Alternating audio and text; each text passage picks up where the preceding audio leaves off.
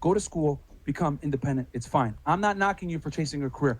But what I am telling you is don't sit there and try to give us your financial accolades or your professional experience as if it's going to make you sexier. It does not. Misogyny. Honestly, I haven't even started making this video yet, and I'm already frustrated. It's like women are always undermined. Women are always cut off.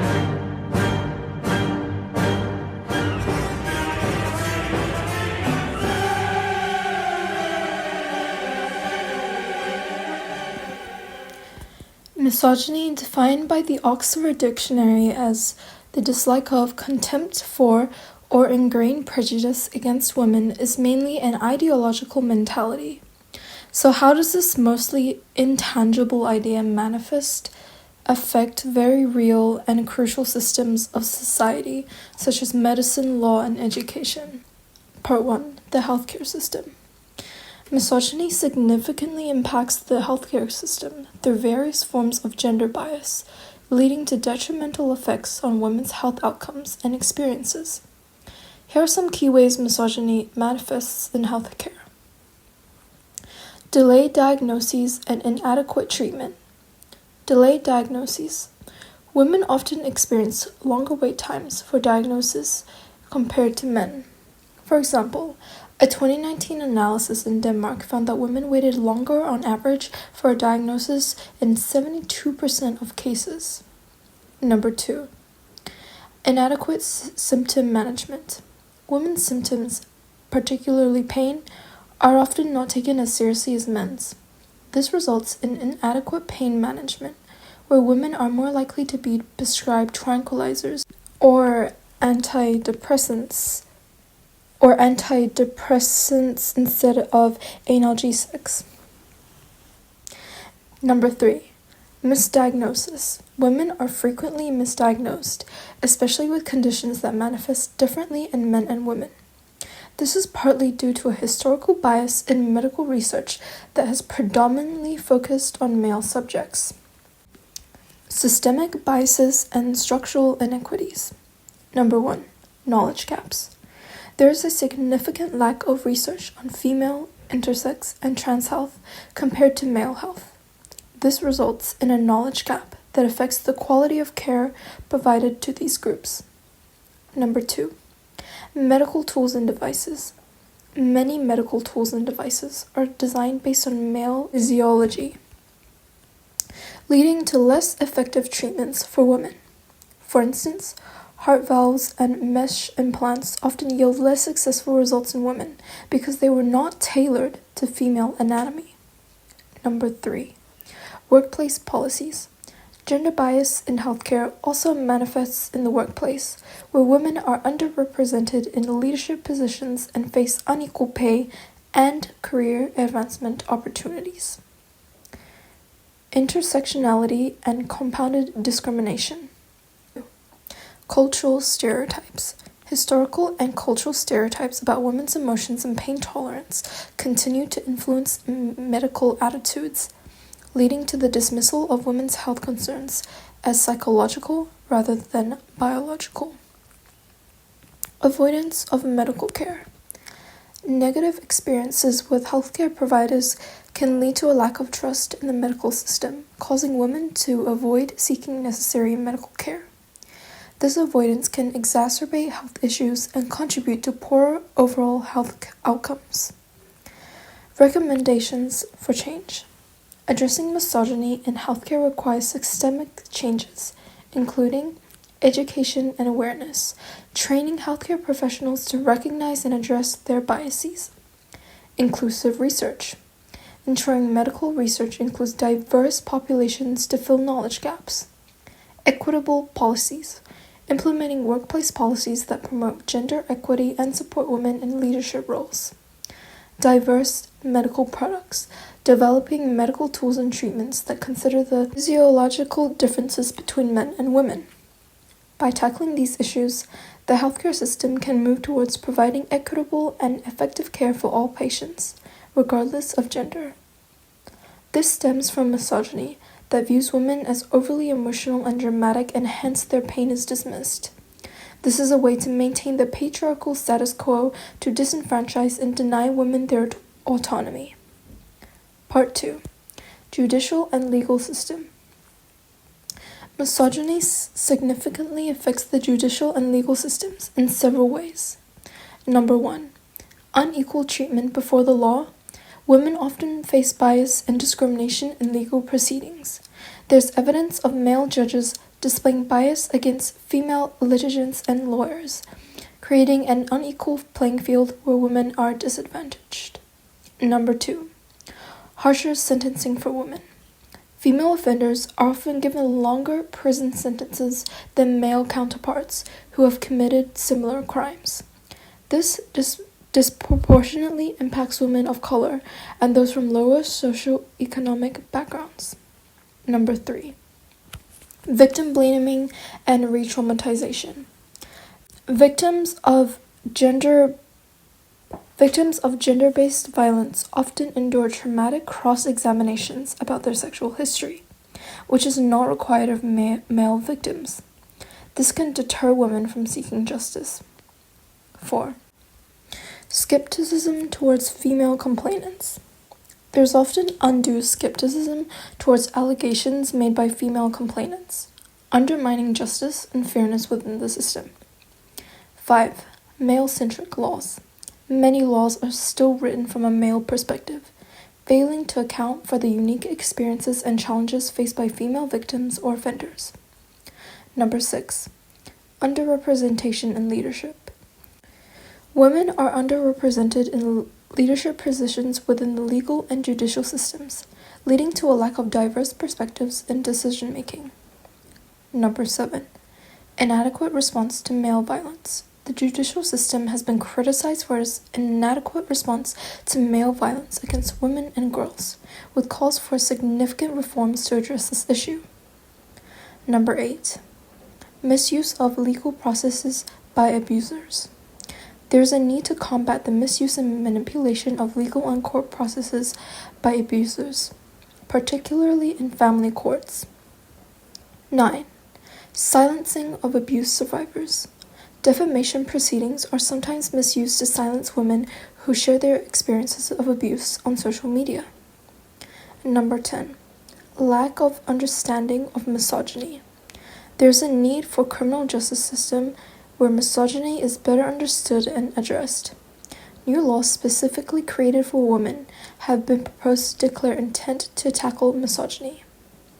Hence, to tackle these issues, recommendations include implementing a zero-tolerance approach to sexism and misogyny in all criminal justice institutions, using external police forces to investigate allegations against police officers, and ensuring consistency in the application of laws across criminal, family, and civil justice systems. Some jurisdictions are also considering new legislation, such as a statutory misogyny aggravation specifically addressing misogynistic misconduct in legal proceedings. This forever holds women to a higher moral standard than their male counterparts. When women do deviate from outrageously high and often contradictory standards for women, they are alienated and discriminated against by society, while men who engage in immoral misconduct face lesser punishments, both socially and morally, meaning women are confined to the expected role society conditioned them into.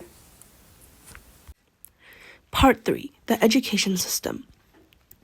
Misogyny significantly affects the education system in several ways. Firstly, the biased treatment towards students. Teachers often have different expectations for male and female students. Girls are expected to work harder and behave better, while boys are treated with more lenient behavior. Furthermore, boys' academic success are often attributed to their intelligence, while girls are attributed to their hard work rather than their intelligence or ability. This bias can actually discourage boys from achieving good academic results due to lower expectations. The second effect on education of misogyny is subsequent pursuing career choices. Girls are especially discouraged, or at least not encouraged to the same degree as boys, to pursue certain subjects, especially those in the STEM field. But misogyny also has a negative impact on boys. For example, boys learn to distance themselves from femininity and feminine behavior as early as in primary school. And the result of defying such social norms is often bullying and alienation. Furthermore, another major concern misogyny has on the education system is sexual harassment. Many students don't report sexual harassment due to a belief that they won't be taken seriously. And this discourages women from pursuing higher educational roles. And this leads to the lack of female representation.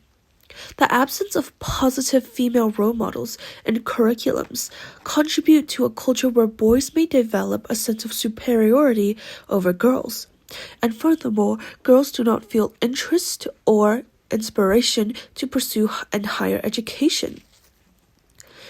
And then this can also lead to insufficient teacher training. Many educators are ill-equipped to address sexism and misogyny in the classroom. The education system and teachers are already mostly comprised of female. So any male teachers will already face sort of a large disadvantage. There's a lack of clear strategy for them, especially to combat such foreign or things they have not experienced before, especially gender-based discrimination. And the long-term effect of misogyny-based education can have societal impacts. For example, if misogynistic attitudes develop in school, they can carry into adulthood, and this perpetuates a cycle of gender-based discrimination and violence. Some solutions to combat misogyny in education is to implement comprehensive, age-appropriate education on gender equality, respect, and healthy relationships from primary school onwards, providing better teacher training for teachers to recognize and address the gender bias. Furthermore, we should stigmatize this idea of attributing the role of teachers or educators to primarily women so young men can have more representation of male educators. There also needs to be increasing representation of women and their academic achievements in educational materials, and providing stronger policies and intervention to combat sexual harassment and misogynistic behaviors in school to set good behaviors and attitudes for the future. By tackling misogyny in the education system, we can work towards creating a more equitable learning environment for all students, regardless of gender.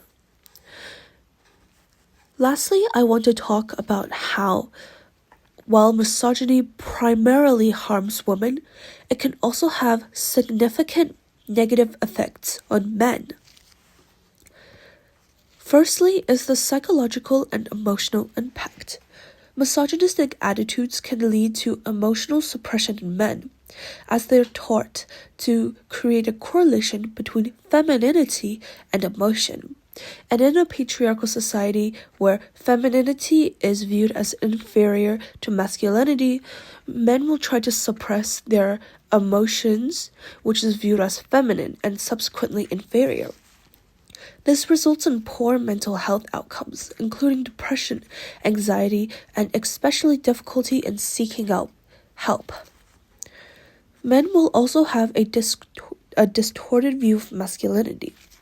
Misogyny promotes a very narrow and toxic view of masculinity for them to conform, to be dominant and aggressive and emotionally attached. This is almost unattainable except for cis, hetero, upper-class, very Eurocentric men.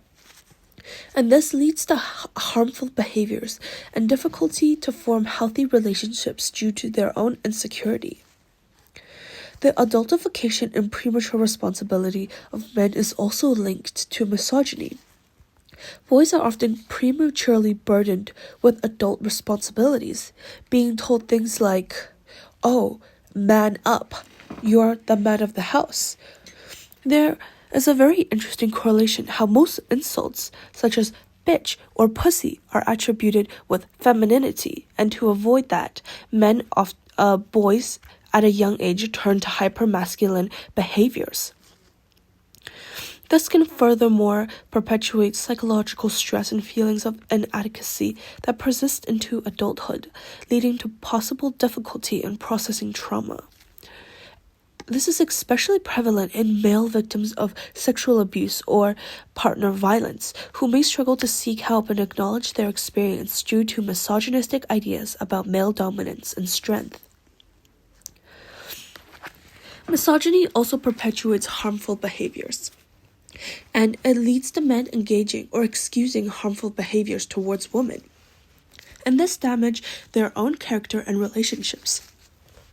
There is a reason why, in this current day and age, men are experiencing a loneliness epidemic, and it is often due to their own distorted and toxic view of masculinity and how femininity should engage.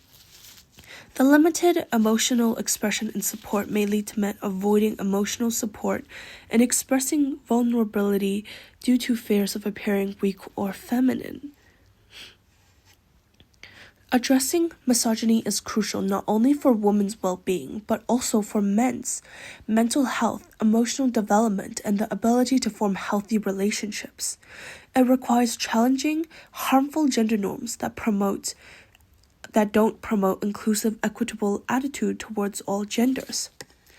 And then education is very important to set this up, as it is the trajectory of the individual's life. Women are often encouraged to pursue more feminine careers, such as nursing, teaching, or social care workers. And although these careers can be more meaningful, they are more emotionally draining and often underpaying. And while men are being pushed to pursue higher careers that they are passionate about, such as medicine and law,